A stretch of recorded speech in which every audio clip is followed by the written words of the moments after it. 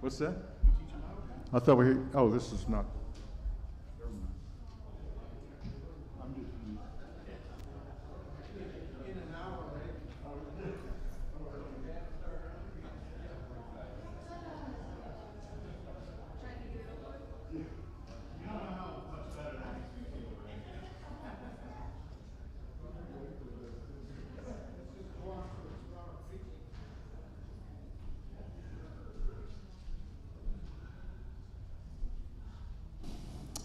All right, I'm putting you guys. Whoa.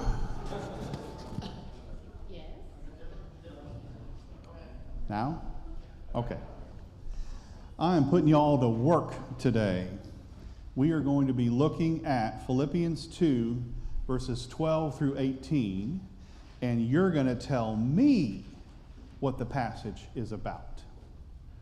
We may get some really interesting answers, but we'll go through this together. Here is the entirety of our study today. Philippians 2, verses 12 through 18. It's a little small there, but I hope you, of course, have your print Bible in front of you. And the main theme, he talks about us in the world and how we are to act. And I want to make some quick observations with you, but I'm serious. I mean, I guess at some point, if I don't get answers, I'll just have to tell you what I think the passage is about. But I really want to hear us go through this passage together and think about it. Why don't we just read it by way of beginning? Therefore, my beloved, as you have always obeyed, so now, not only as in my presence, but much more in my absence, work out your own salvation with fear and trembling. For it is God who works in you, both to will and to work for his good pleasure.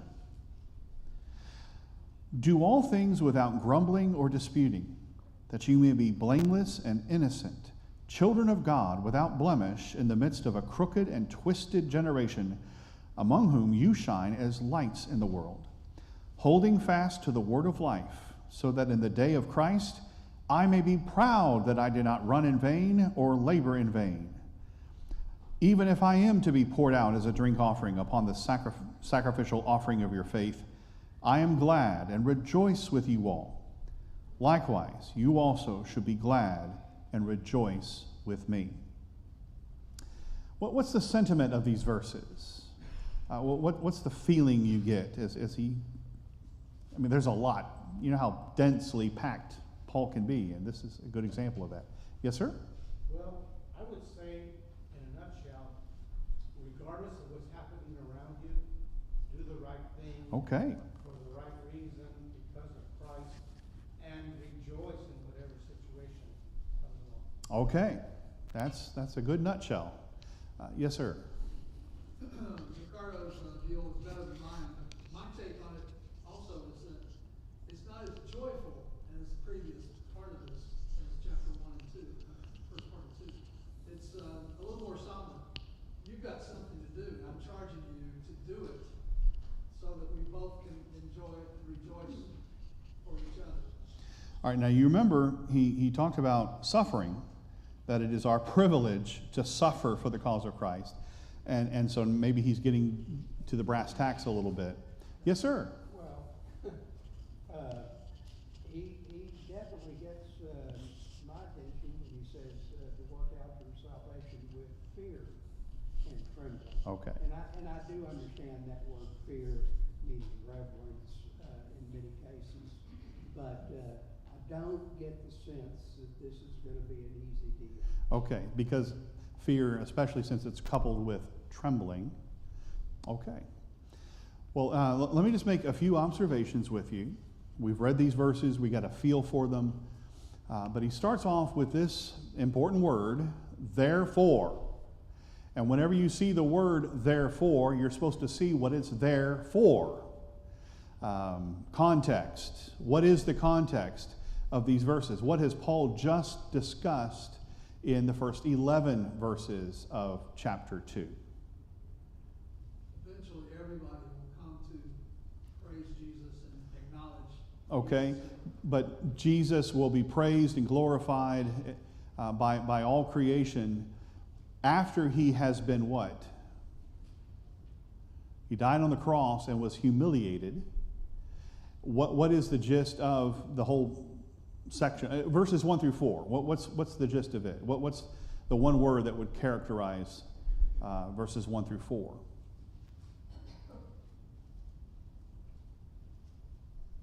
Or a couple words. Because of his death, but his resurrection. Okay, so that's verses 5 through 11. What about verses 1 through 4? Unity. By being humble and selfless. That's more than 2 words, but yeah, that's excellent. Unity. That's exactly what he's talking about. And then he says in verse 5, have this mind in you, have this way of thinking, just who you are. And he begins to use several words that are related to the idea of thinking. Have this mind in you, this mindset of humility and selfless service by giving the ultimate example of humility, and that's Jesus. And then what Paul is going to do is begin to give us examples of other people who exemplify Christ's humility. I think in these verses he is pointing to himself, but then in beginning of verse 19 he's going to talk about Timothy, and then beginning of verse 25 he's going to talk about Epaphroditus, and that's what we'll cover next week, verses 19 through the end of the chapter, through verse 30. So therefore is going back to verses 1 through 11, talking about, yes, ultimately Christ's exaltation, and we hope to be exalted ultimately in heaven. But for now, on earth, we need to imitate Christ's humility and self-service, which will be, as we discussed last week, Rob brought up John 17, the unity that must prevail among God's people. Therefore, all right, take a look at this. Work, work, work. He mentions the concept of working, as was just stated by Gus. This is going to be tough. There's going to be some work for us to do. Notice all the pronouns here, the second person pronouns, you. All of these are plural, by the way. We'll think about that. And then I see something with and without. With fear and trembling, without grumbling or disputing. We'll look at that. So I've got a bunch of questions that I would like for us to think about. So you've got Philippians 2, 12 through 18 in front of you. You teach the class this morning.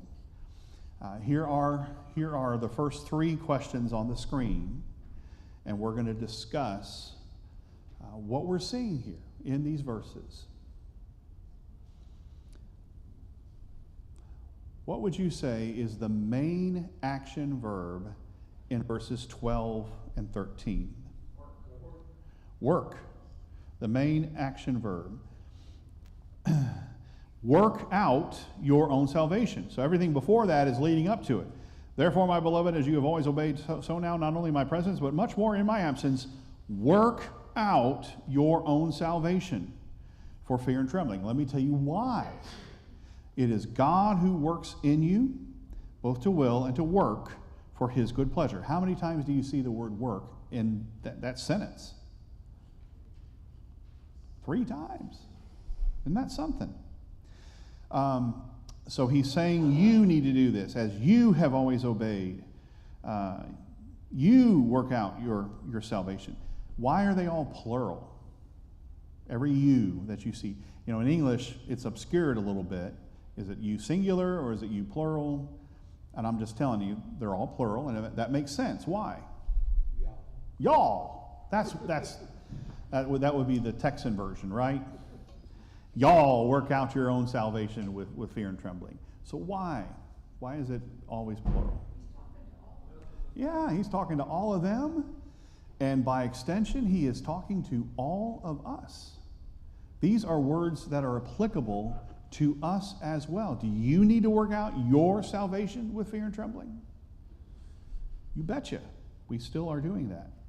Okay, so I'm suggesting that there's some tension here. You've got this idea of working out our salvation, But then he also says in verse 13, God works in you. So which is it? Work out your salvation. But let me tell you, God is working in you. Which is it? I think if we include the word because of. Okay. Because, yeah, for, it is the cause. We work our salvation because of Christ. Excellent. Already provided the Holy Spirit of God. Provided all. Okay, so how do we do this? How do we work out our own salvation? And again, this is plural. He's writing to a bunch of Roman retirees, Roman soldier retirees, and they worked in a unit, didn't they? That was just part of the military culture. There's no I in team. They are working together. They are a unit, and that's what we are to be as a church.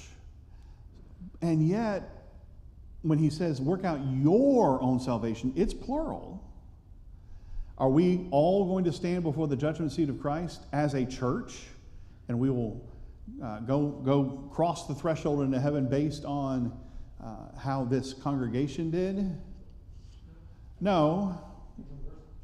Right.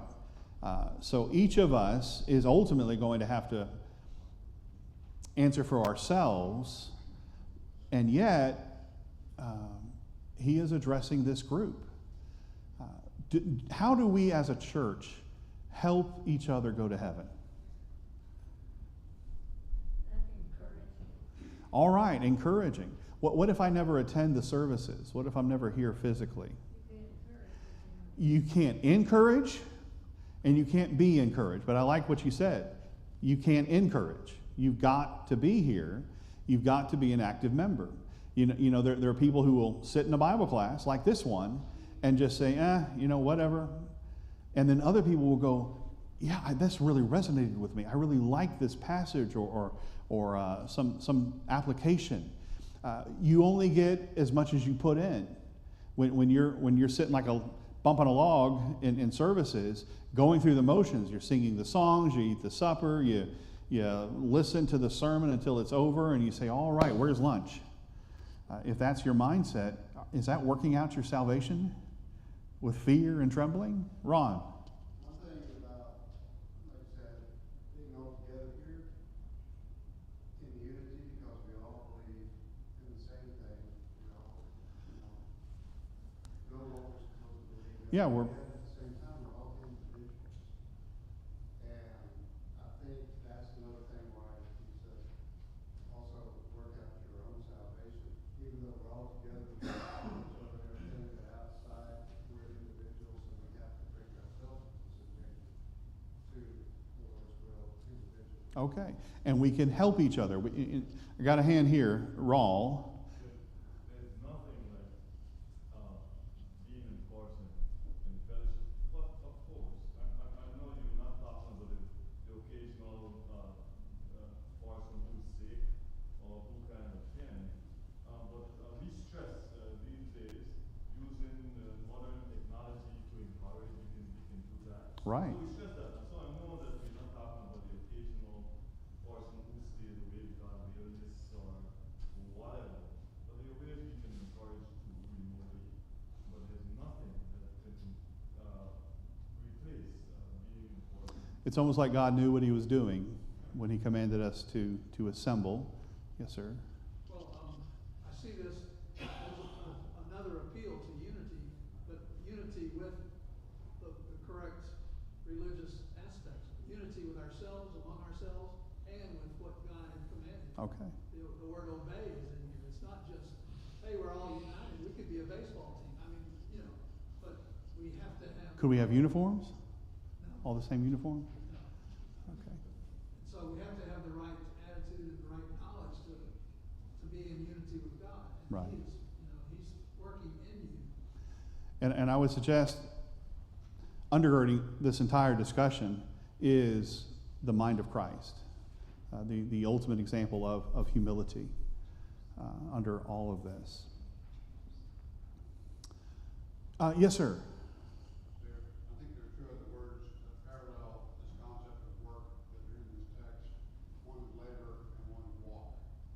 Labor and walk go hand in hand with walk, work. Parallel to Philippians, you get more detail on what that walk and what that work is, in Ephesians 4, 5, and 6. Right, and the verb walk occurs over and over again in Ephesians 4, 5, and 6, which is the practical section of Ephesians, where he's applying what it means to be in Christ. We walk in the light. Well, that's not Ephesians. And we will talk about light here in just a moment. We are lights in the world. I had forgotten what I was going to say. I had another thought. It's like, I know I had another thought. Remember how, going back to what Raul is saying, remember how this letter begins. It says, to all the saints in Philippi with the elders and deacons. So this is one of the times when elders in the congregation are talked about. It doesn't happen too often. It doesn't happen elsewhere in the beginning of Paul's letters. But you have your overseers and deacons. What role do the overseers play in this church family? Or any church family, for that matter. For leadership, that's specific to spirituality. Okay. So one of the ways that we can work out our own salvation with fear and trembling is to submit to an eldership, to be part of a local church. Because as is stated elsewhere, they are looking out for our souls. They're answerable to the chief shepherd. We should not make their lives miserable. That's also stated. Don't make it so hard on them. So we've got this idea of us working out our own salvation, and we've also got this idea of God working in you. When does God start doing that? When does he start working in you? Well, he already is. He always has been. And it is for his good pleasure. That is the concept that we're going to be talking about in our sermon. How to please God. And there's several places where Paul mentions that phrase. We're going to be looking at 1 Thessalonians 4 and answering the question, well, what does it mean to please God? So you tell me real quick, how do we please God? By obeying his word. Begrudgingly, just because we have to. We work it. Actually, we act it out. We don't just say we're a Christian and not hurt anybody, but we're actively, or sin. We're saying, I'm not going to sin. No, we're actively pursuing righteousness. We're working out our salvation by being actively involved in righteousness, righteous living. And that's what we're going to talk about. Is that a hand up? You just got a little pen right there. I was just wondering about to will and to work. How do you view that will? I always look at it this way. Okay. That in the scriptures, God gives us that incentive, that desire, that will to work his will. Right. And I love how he puts it there. God who works in you both to will and to work for his good pleasure. And like the song says, he has no hands but our hands. So when we work, he's working. That's right. He is working in us. He who began a good work in you will bring it to completion. There it is in verse 6 of chapter 1. As I am sure of this, that he who began a good, what? A good work in you will bring it to completion at the day of Jesus Christ. So there's chapter 1, verse 6, informing verses 12 and 13 of chapter 2. God has always been at work in us, taking who we are, what we are, and molding us, shaping us through his love and his providence. All right, I hope that's been fun. We've got 3 more questions here. Question number 4, the phrase that is used a crooked and twisted generation. This is important to the context. Verse 15, that you may be blameless and innocent, children of God without blemish, in the midst of a crooked and twisted generation. Anybody have a footnote, side column reference that tells you where in the Old Testament that phrase comes from? Deuteronomy 32. Deuteronomy 32. Is it important for us to see these phrases that Paul uses and be familiar with the context? Or do we just go, oh, hey, yeah, that's from the Old Testament. That's nice. Let's go back to Deuteronomy 32. We will come back to Philippians 2. We will not stay here long.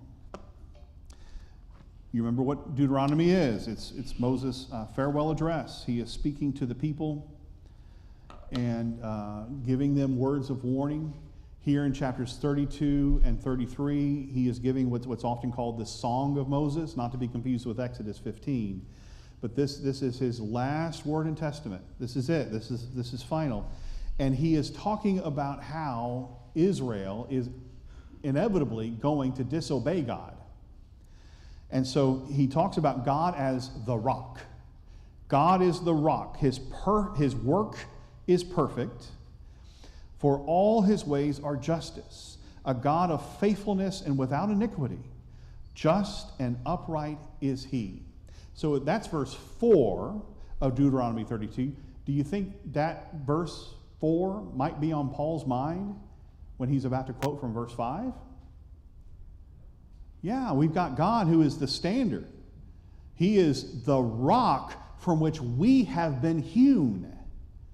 He talks about Abraham and how we have come from Abraham. Well, not us, but physical Israel. But then here is verse 5. They have dealt corruptly with him. They are no longer his children because they are blemished. They are a crooked and twisted generation. Who is Moses talking about in verse 5?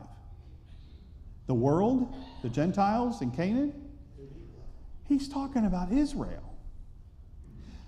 He's talking about Israel. So he talks about God as the gold standard, of course, from which we have derived, but then we have dealt wickedly, have dealt corruptly with him. We are a crooked, he says Israel is a crooked and twisted generation. That's where that expression comes from.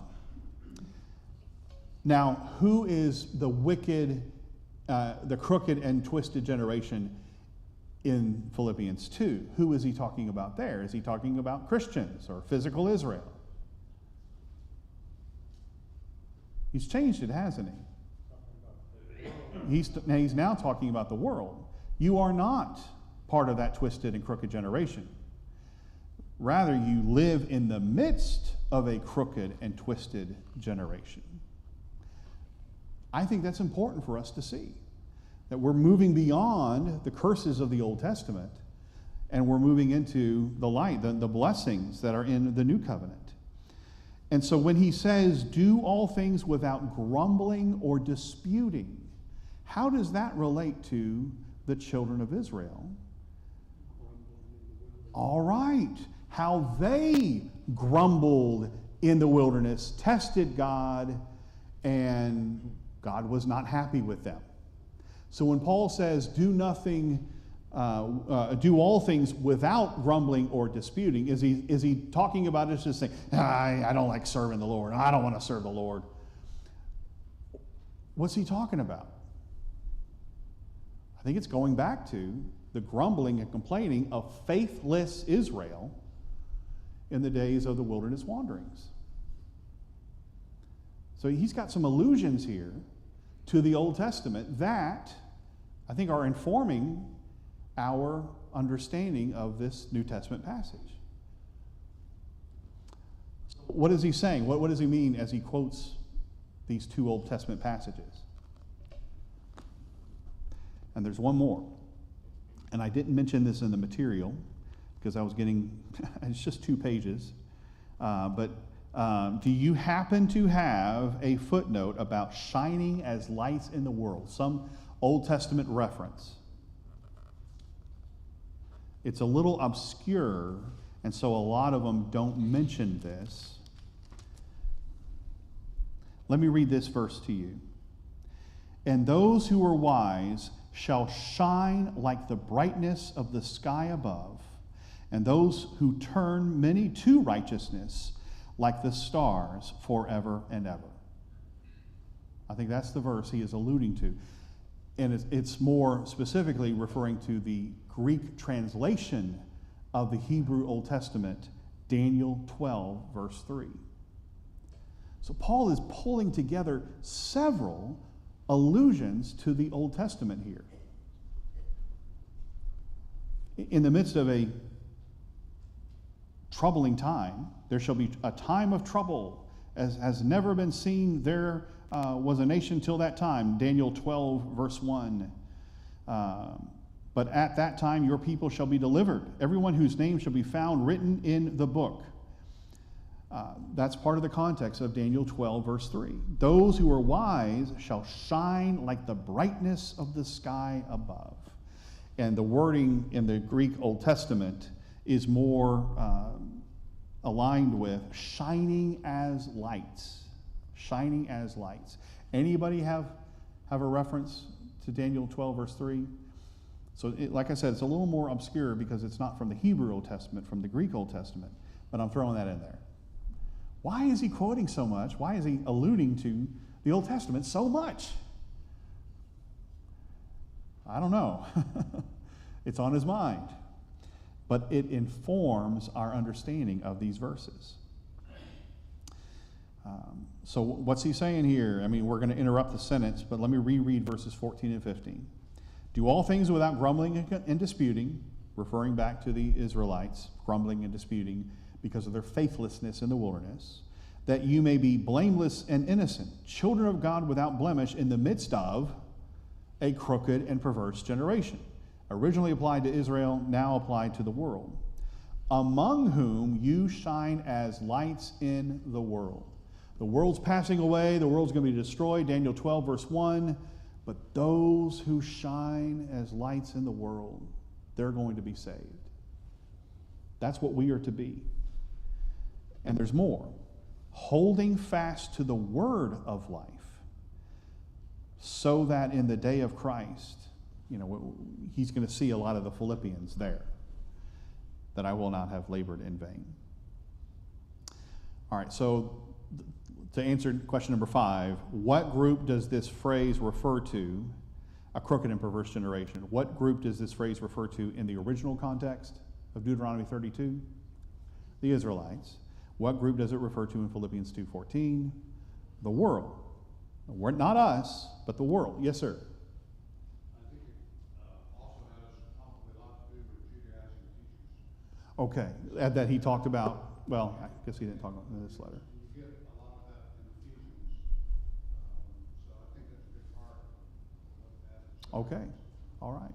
He does talk about those who preach, in Philippians, he talks about those who preach out of envy, but apparently they're still preaching the truth. But then Rob's talking about people who are actively preaching contrary to the gospel, bringing in Judaism into Christianity, and we're not under the Mosaic law.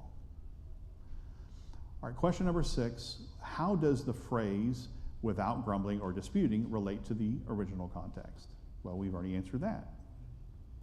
The faithlessness of Israel, testing God, not actively trying to please him, but actually working against him. Okay, this is fun, isn't it? You're doing the work. I'm just sitting back here. Yeah, I'm going on vacation this week. So yeah, you're going to preach this morning, right? You were getting up there to do that. All right.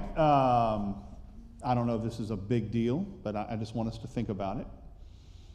The King James renders holding fast. In the ESV, it renders it as holding forth. Which do you think better conveys the sense here? So let's take a look at that. Verse 16. Holding fast to the word of life as opposed to holding forth the word of life? They have similar meanings, but they differ a little bit. Yeah. Holding forth would mean preaching it out to other people. Holding fast would mean being faithful and not falling. I think about the Hebrew writer who talks about us clinging to our faith, not letting it teetering. Just hold fast to the faith. What does it mean then to hold fast to the word of life, as most translations render it today? Carry it with you, Okay. which designates action, which means a going forth. Okay. Of course. And that seems to fit the context better, doesn't it? Because we're shining his lights, we're carrying it with us. What about holding fast? It could also mean standing for what you believe. Standing for what you believe in. So I don't think there's a big difference between the two, but that caught my eye, and I thought that was interesting. Standing for what you believe in. That's what we're going to have to do in the midst of a crooked and perverse generation. And when we do, when we run counter to sinful culture, what are we going to do? We're going to stick out like a sore thumb. I mean, shine his lights in the world. Yes, sir. I think what's going on here, holding fast to Paul's teaching, not the corruption of Judaizing teachers. Okay. Who would lead them astray, fall out of circumcision, things like that. All right. All right. So Paul is countering, Rob says, he's countering the Judaizing teachers. Verse 8. Well, I guess we've already answered that. Okay. I've got a few more. We need to speed up a little bit. So we're going through the passage here. We haven't gotten to this yet in our review. Verse 17. For even if I am to be poured out as a drink offering upon the sacrificial offering of your faith. So question number 9, what does it mean to be poured out as a drink offering? What's he talking about here? Dying. Or I probably should say being killed as a sacrifice. Being poured out. Now what's interesting is he doesn't say, I am going to be poured out as a drink offering.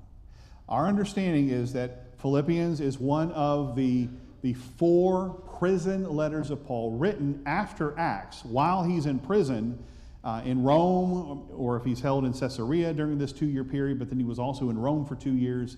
Perfect time for him to be writing letters. Ephesians, Colossians, Philemon, and I think the last one would have been Philippians, because he does start talking about getting out of prison. He doesn't talk about that in Philippians. So in Ephesians 4, verse 1, I, the prisoner of the Lord, beseech you to walk in a manner worthy of the gospel with which you have been called. Here he is talking about, I'm planning on getting out. Even if I die, what did he say in chapter 1? To live is Christ, to die is gain. And now here in chapter 2, he says, even if I am being poured out as a drink offering. In 2 Timothy, Paul's last letter, as part of that passage that we love so much, I fought a good fight, I finished the course, I've kept the faith. He says, I am being poured out as a drink offering. So there's a connection between Philippians 2 and 2 Timothy 4, verse 6. I am being poured out as a drink offering. Here he says, I don't think my time's come. I think I'm going to be released. And that's our understanding, that Paul was released. He would continue to preach, heading farther into Europe, going beyond the Roman Empire, the seat of Rome, going on to Spain. Remember, that's what he told the Romans he planned on doing at the end of that letter. We don't know. We don't have a record of that. Acts doesn't record it. But piecing together, it seems that's what Paul did. Just throwing that in there for free. So what does it mean to be poured out as a drink offering? To die as a martyr for Jesus. Where else in Paul's letters does he talk about being poured out? 2 Timothy 4. Why doesn't God reveal to Paul? Now, this is my question. Why doesn't Paul reveal to Paul what is actually going to happen? And there are many times when Paul, he's undergoing some pretty major turmoil or crises, and he doesn't know how it's all going to turn out. Why didn't the Lord tell him, hey, these people who are trying to kill you here in Jerusalem, they're not going to succeed? We don't have any record of that being revealed to him. When he's on the shipwreck, at first, does Paul know if they're going to be safely reaching the island of Malta? Does he know that at first? No. But eventually, after a couple weeks, Paul says, it's been revealed to me that we will all survive. You know, things like that. And I always wonder, why doesn't Paul know more along the way? But he doesn't. Yes, sir. It's a refining process. God is refining Paul.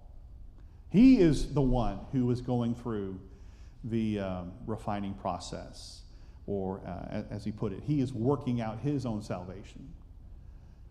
What if Paul had just given up his faith and said, oh man, I give in. I'm overwhelmed here. He never does. He's not the one testing God. He's being tested, and he's coming through. And that is an admonition to us to keep on keeping on. I'm not going to ask you now. Oh my, yeah. Verse 12, write a paraphrase of verses 17 through 18. How would you say them in your own words? Could somebody do that for us? So let's read verses 17 and 18. Even if I am to be poured out as a drink offering upon the sacrificial offering of your faith, what does that mean? I am glad and rejoice with you all. Likewise, you also should be glad and rejoice with me. Put it in your own words. What is Paul telling them? I must decrease so that you can increase. Okay, you're going to use Paul's words in place of what he's saying here. I must increase. Oh, no, that's John the Baptist. Never mind. I must increase. He must increase, but I must decrease. Okay, so who are the ones who are doing the increasing? Christians, yeah. It's not Jesus. I must decrease, he must increase, is what Rob said. Those are the words of John the Baptist when he's describing his relationship with Jesus. I'm the forerunner. I'm the one who's pointing people to Jesus. It's all right that I am receding in popularity. And here Paul is offering himself as an offering. He is the first example of the one who is acting like Jesus. Does Paul die at this time? No, he does not. Could he have died at this time? He could have. Did Jesus die? He actually died. And he's going to talk about Timothy next, and we'll look at this next week. And then Epaphroditus, speaking of death, did Epaphroditus die in helping the Philippians in the task he was given? No, but he almost did. So I think he doesn't come right out and say, I'm going to give you now 3 examples of being like Christ. He just says it, and that's what's going on here. Paul is describing himself as an example. Therefore, my beloved, as Christ was humble and gave of himself, let me give you my example. Then I'm going to give you the example of Timothy. And he just, if Timothy was trying out for a job, this is the kind of job description you want. It is glowing. All right. Let's go through these verses. Oh, no, I'm not going to do that. I meant to take that out, James, and forgot. And then you would ask me, is the PowerPoint ready? And I said, yes. And then I said, oh, I should have taken that out. Okay. So in light of our discussion, when we read these verses now, I'm hoping we start to see connections and it makes sense to us better. And so you tell me what you think. Therefore, my beloved, as you have always obeyed, so now, not only in my presence, but much more in my absence, work out your own salvation with fear and trembling. And here's why.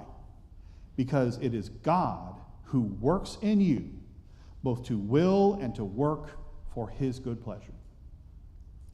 Do all things without grumbling or disputing, that you may be blameless and innocent, children of God without blemish in the midst of a crooked and twisted generation, among whom you shine as lights in the world, holding fast to the word of life, so that in the day of Christ I may be proud that I did not run in vain or labor in vain. Even if I am to be poured out as a drink offering upon the sacrificial offering of your faith, we didn't really talk that phrase, I am glad and rejoice with you all. Likewise, you also should be glad and rejoice with me. How many times have we seen references to being glad and especially to rejoicing thus far in the letter? Remember, we saw it several times in chapter 1, the end of verse 18. In this I rejoice. Yes, I will rejoice. A couple of other times. I'm making my prayer with joy, verse 4 of chapter 1. So has our walk through Philippians 1, 12 through 18 help you appreciate these verses a little better? Asking questions, observing what is here. That's what I wanted to accomplish with us this morning, and I appreciate your participation. This is what we've done so far in our study. Just in a few weeks, we introduced Philippians, and then we looked at the greeting of verses 1 and 2 and saw how it mentions all and every a lot, where he's introducing this theme of unity, and that is really fleshed out in the thanksgiving and prayer. I thank my God always upon every remembrance of you, and this I pray, that beautiful prayer in verses 9 through 11. And then he starts including the Philippians in the body of the letter. You are helping me. We are partners together. We are united together in moving the gospel forward, advancing the gospel. And then he has this long section, verses 18 through 30, that boils down to this. To live is Christ, and to die is gain. Our lives are characterized by living for Jesus. It's not enough for us to just say, I've died to Christ. But we've got to do the hard part. We've got to live for Christ. And no matter what this life brings us. Chapter 2, let me tell you about the ultimate example of humility. You guys need to practice this. This mind of Jesus, who, being in the form of God, didn't consider that being equal with God a thing to hold on to, a thing to grasp, but emptied himself. And then what we looked at is the first example of imitating Jesus. We are to be lights in the world as we imitate the Lord. You remember what Jesus said? I am the light of the world. Where's that from? From the Sermon on the Mount, Matthew 5. I am the light of the world. And what does Jesus say elsewhere? You are the light of the world. A city that is set on a hill cannot be hid. Yeah, actually, I messed that up, didn't I? You are the light of the world is in Matthew 5. Well, he counters that with also, you are the salt of the earth. But in John is when he says, I am the light of the world. The point I'm trying to make, that I'm muddling up here as we end, is this is the only time when Jesus takes one of his I am statements, like I am the good shepherd, I am the resurrection and the life. He can't say that about us. The only one that he applies to us as well, specifically, is I am the light of the world, you are the light of the world. We are to reflect the light of Jesus in our lives, and that's how we imitate Jesus. Next week, we will be talking about Timothy and Epaphroditus. His friends called him Epa for short. Thank you for your participation this morning.